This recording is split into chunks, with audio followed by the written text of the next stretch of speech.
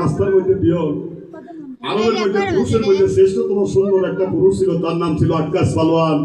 এই আক্কাস পালোয়ান পিয়নকে দেখে কয়, তুমি দামেস্কের বাচ্চা শাহজাদা ইজের পিয়ন না? কয় হ্যাঁ। কোথায় যাও?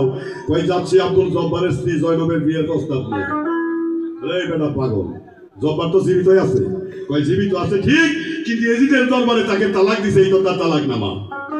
আকাশ মনে মনে সিদ্ধান্ত নিল এটার পিছনে চক্রান্ত আছে, কারণ একটা মানুষ বেহেশতের লোভ ছেড়ে দিতে পারে কিন্তু জয়নবকে কোনোদিন তালাক দিতে পারে না। এই পিয়ন দাঁড়াও, তোমার কথা যদি সত্য হয় তাহলে আমি একটা পত্র দিলাম, আগে দিবা এজিদের পত্র, করে দিবে আমার পত্র। আমার পত্র যদি সে কবুল করে তাহলে আজই আমি তাকে স্ত্রী হিসেবে আমার ঘরে নিয়ে আসবো। পিয়ন তো পিয়ন নিয়ে পথের ভিক্ষু, তুমি তার পত্র দিয়ে নিতে পারছো। দুইটা পত্র নিয়ে যাচ্ছে, এদিক দিয়ে সিরিয়া থেকে মরুভূমির উপর দিয়ে আলীর সন্তান মা ফাতেমার কলিজার টুকরা রাসূলের নাতি ইমাম হাসান মরুভূমির উপর দিয়ে দুলদুল হাগায় আসতেছে। এজিদের পিয়ন ইমাম হাসানকে দেখে বলেন, আসসালামু আলাইকুম ইমাম সাহেব। কয় তুমি কোথায় যাও? তুমি কি শাহজাদা এজিদের পিয়ন না? কয় হ্যাঁ। কই কোথায় যাচ্ছ? কই আমি যাচ্ছি আব্দুল জব্বারের স্ত্রী জয়নবের বিয়ের প্রস্তাব নিয়ে। দুলদুলের নেগা পিছনের দিকে টানে আর কয়, বেয়াদব, আব্দুল জব্বার তো জীবিত আছে আর উনি আমার একজন শিষ্য, আমার শিষ্যের মান সম্মানে তুমি খেলা করার কি এখতিয়ার তোমার আছে? কয় হুজুর বিয়াদবি মাফ করবেন, এই তো আব্দুল জব্বারের তালাকনামা, আমি মিথ্যা বলছি না। তালাকনামাটা দেখার পরে পরে কয়, জি তুমি আমাদেরই বংশধর, আমাদেরই পুত্র, কি কারণে তুমি সুখের সংসারে এইরকম একটা রাজনীতি করে তুমি আগুন জ্বালাইতে চাও? এইটা তো ঠিক না। হে পিয়ন দাঁড়াও, তোমার কথা যদি সত্যি হয় তাহলে আমি একটা পত্র দিলাম, আগে দিবা এজিদের পত্র, তার পিছনে দিবে আমার পত্র। যদি আমার পত্রটা কবুল করে তাহলে আল্লাহ রাসূলকে সাক্ষী রেখে আমি আজই জয়নবকে আমার ঘরে নিয়ে আসবো। তাহলে পত্র কয়টা হইল? তিনটা পত্র নিয়ে পিয়ন আব্দুল জব্বারের বাড়িতে হাজির। এদিন জব্বার তো পাগল বেশে বনে ঘুরতেছে, তার স্ত্রী দরজার দাঁড়াই আছে, তার স্বামীর অপেক্ষায়। আজকে 2 দিন যাবত আমার স্বামী বাড়িতে নাই, না জানি আল্লাহ পাক তাকে কোন বিপদে রাখছে। এই চিন্তায় উনি পাচ্ছেন না, এই সুযোগে এজিদের পিয়ন যায় হাজির জয়নবের সামনে।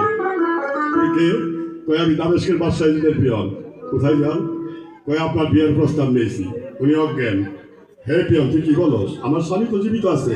কয় আপনার স্বামী জীবিত আছে ঠিক, আপনার স্বামী এজিদের দরবারে আপনাকে সুখ কেনে মাতৃকে আপনাকে তালাক দিচ্ছে।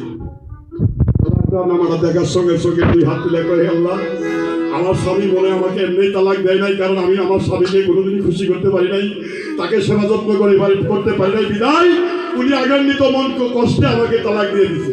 যখন তালাক দিয়ে মারা দিছে দেখে কয় করছে, আমার স্বামী আমাকে এমনি ইচ্ছাকে তো তালাক দেয় নাই, এই বেঈমান এজিদের চক্রান্তের কারণে আমার স্বামী আমাকে তালাক দিছে।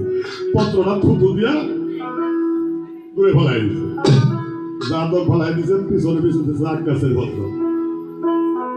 আক্কাসের পত্রটা দেখে উনি মনে মনে ভাবে, আরবের মধ্যে পুরুষের মধ্যে শ্রেষ্ঠতম সুন্দর। এই পত্রটা দেখে উনি ভাবতে পত্রটা সাইডে রাখছে। তার পিছিয়ে দিছে ইমাম হাসানের পত্র। পত্রটা দেখার সঙ্গে সঙ্গে পিয়নকে বলে, পিয়ন এটা কি সত্যি মদিনায় হযরত আলীর সন্তান ইমাম হাসানের পত্র? কয় হ্যাঁ। কয় তোর কথা যদি সত্য হয় তাহলে আল্লাহ রাসূলকে সাক্ষী রেখে আমি তার পত্রটা কবুল করলাম। পিয়ন কয়, বেড়ে তোমার তো খাইলা, কামনা করলে কি? বসিবেন ফলাইলো কাটা, তুমি ধরলা কার বসি? পত্র 3টা জোড়ায় আবার নিয়ে উনি রাস্তা ধরলেন। ইমাম হাসানের বাড়িতে যায়, কয় হুজুর আপনার পত্রটা আলহামদুলিল্লাহ উনি কবুল করছেন, এজিদের পত্র উনি ভুলাই নাই।